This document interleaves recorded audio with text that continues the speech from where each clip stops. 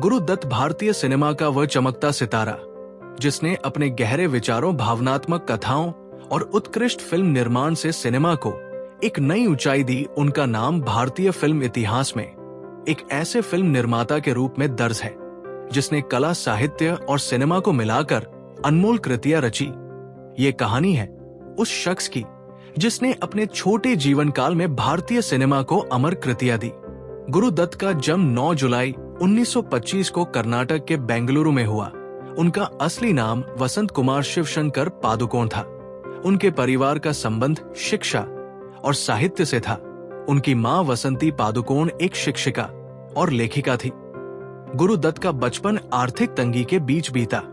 उनका परिवार एक समय बांग्ला संस्कृति से प्रभावित होकर कोलकाता चला गया, जहां उन्होंने अपनी शिक्षा ग्रहण की। गुरु दत्त का झुकाव बचपन से ही कला और नृत्य की ओर था। उन्होंने प्रारंभिक शिक्षा के बाद उधार, संस्कृति और नृत्य कला को सीखने का निर्णय लिया।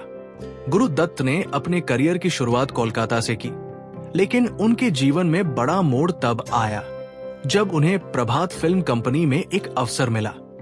वहीं उन्होंने अभिनय और निर्देशन के गुर सीखे। गुरु दत्त ने अपनी प्रतिभा और कड़ी मेहनत से प्रभात स्टूडियो में खुद को स्थापित किया। उनकी मुलाकात देव आनंद से हुई, जो आगे चलकर उनकी सफलता और दोस्ती का एक महत्वपूर्ण हिस्सा बने। देव आनंद और गुरु दत्त ने एक दूसरे से वादा किया कि जब भी देव आनंद फिल्म बनाएंगे तो वे गुरु दत्त को निर्देशन का मौका देंगे, और जब गुरु दत्त फिल्म बनाएंगे तो वे देव आनंद को अभिनय का अवसर देंगे। गुरु दत्त का निर्देशन करियर 1951 में फिल्मबाजी से शुरू हुआ। ये फिल्म एक क्राइम थ्रिलर थी जिसमें नवाबों की दुनिया और जुए की कहानियों को दर्शाया गया। इस फिल्म ने न केवल सफलता का परचम लहराया, बल्कि गुरु दत्त को एक कुशल निर्देशक के रूप में पहचान दिलाई। इसके बाद उन्होंने जाल 1952 और बाज 1953 जैसी फिल्में बनाई। ये फिल्में उनकी कलात्मक दृष्टि को दर्शाती थी। उनकी फिल्मों में कहानी, संगीत और भावनाएं इतनी खूबसूरती से बुनी जाती थी कि वे दर्शकों के दिलों को छू लेती थी। गुरु दत्त ने 1950 और 60 के दशक में एक से बढ़कर एक क्लासिक फिल्में दी। उनकी सबसे प्रसिद्ध फिल्मों में शामिल है प्यासा 1957। ये फिल्म उनके करियर की सबसे बड़ी हिट साबित हुई। प्यासा एक कवि की कहानी है जो समाज की क्रूर सच्चाइयों और अपनी महत्वाकांक्षाओं के बीच संघर्ष करता है। फिल्म में गुरु दत्त ने विजय का किरदार निभाया, जो आज भी लोगों के दिलों में जीवंत है। कागज के फूल 1959 ये फिल्म भारतीय सिनेमा की पहली सिनेमास्कोप फिल्म थी। हालांकि ये बॉक्स ऑफिस पर असफल रही, लेकिन बाद में इसे एक मास्टरपीस के रूप में सराहा गया। साहिब, बीबी और गुलाम 1962 इस फिल्म ने गुरु दत्त को एक बेहतरीन निर्माता के रूप में स्थापित किया। इसमें मीना कुमारी और गुरु दत्त के अभिनय ने दर्शकों को भावुक कर दिया।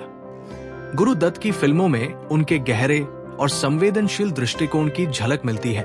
उनकी फिल्में केवल मनोरंजन तक सीमित नहीं थी, बल्कि समाज के गहरे मुद्दों और मानवीय भावनाओं को उजागर करती थी। उनकी फिल्मों का संगीत भी उनकी सफलता का अहम हिस्सा था। एस.डी. बर्मन, गुलाम मोहम्मद और हेमंत कुमार जैसे संगीतकारों ने उनकी फिल्मों में यादगार संगीत दिया। गुरु दत्त का निजी जीवन उतना ही जटिल और संघर्षपूर्ण था जितना उनकी फिल्में।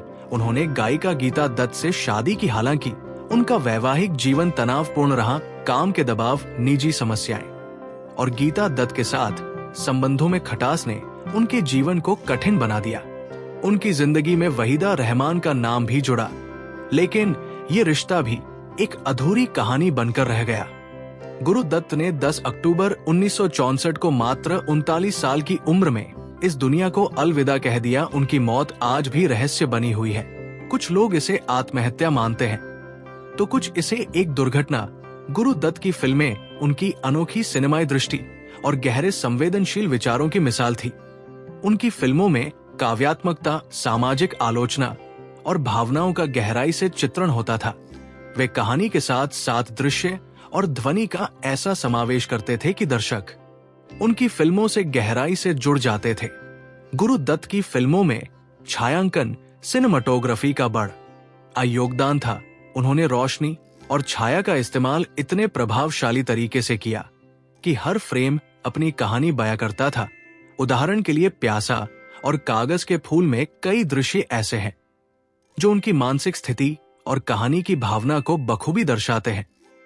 गुरु दत्त की फिल्मों का संगीत उनके निर्देशन की एक मजबूत कड़ी थी। गीतों में गहरे अर्थ और भावनाओं का समावेश होता था, जैसे ये महलों, ये तख्तों, ये ताजों की दुनिया प्यासा, वक्त ने किया क्या हंसी सितम कागज के फूल।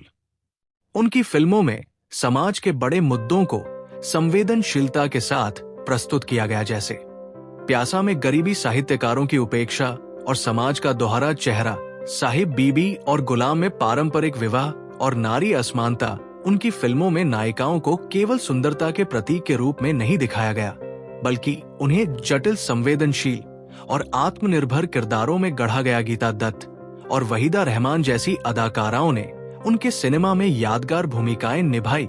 गुरु दत्त का प्रभाव भारतीय सिनेमा पर व्यापक रूप से पड़ा। उनकी फिल्मों को बाद में आलोचकों और दर्शकों द्वारा समझा और सराहा गया। कागज के फूल जैसी फिल्म, जो अपनी रिलीज के समय असफल रही, आज भारतीय सिनेमा का एक मील का पत्थर मानी जाती है। गुरु दत्त की कला को न केवल भारत में बल्कि अंतर्राष्ट्रीय स्तर पर भी सराहा गया। प्यासा और कागज के फूल जैसी फिल्मों ने उन्हें विश्व सिनेमा के महानतम निर्देशकों की सूची में स्थान दिलाया।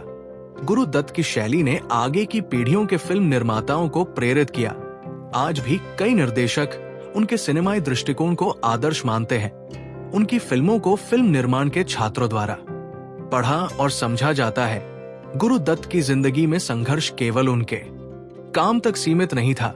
उनकी व्यक्तिगत जिंदगी में अस्थिरता और असफलताएं भी उनके दुख का कारण बनी। गीता दत्त के साथ उनके रिश्तों में दरार उनके जीवन के सबसे कठिन पहलुओं में से एक थी। उनकी संवेदनशीलता और आत्मकेंद्रित स्वभाव ने उन्हें समाज और लोगों से अलग कर दिया। गुरु दत्त की मौत एक दुखद घटना थी, लेकिन इससे यह भी साबित हुआ कि सिनेमा के इस महान कलाकार ने अपने भीतर के दर्द को कभी किसी के सामने जाहिर नहीं किया।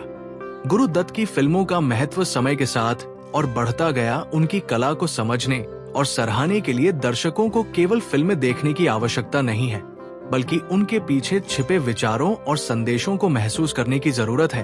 आर पार 1954 ये एक रोमांटिक थ्रिलर थी जिसमें हास्य, रोमांस और संगीत का बेहतरीन मिश्रण था। चौदहवीं का चांद 1960 ये फिल्म मुस्लिम संस्कृति और प्रेम को दर्शाने वाली एक भावनात्मक कहानी थी। गुरु दत्त का जीवन एक सीख है कि कला और जीवन के बीच संतुलन बनाए रखना कितना कठिन हो सकता है। उन्होंने अपनी कला से दुनिया को रोशन किया, लेकिन उनकी खुद की जिंदगी अंधेरे में घिरी रही। गुरु दत्त एक ऐसा नाम है जिसे समय और युग कभी भुला नहीं सकता। उनकी फिल्में एक शिक्षक, एक कवि और एक कलाकार की आवाज है जो हमेशा हमारे दिलों में गूंजती रहेंगी।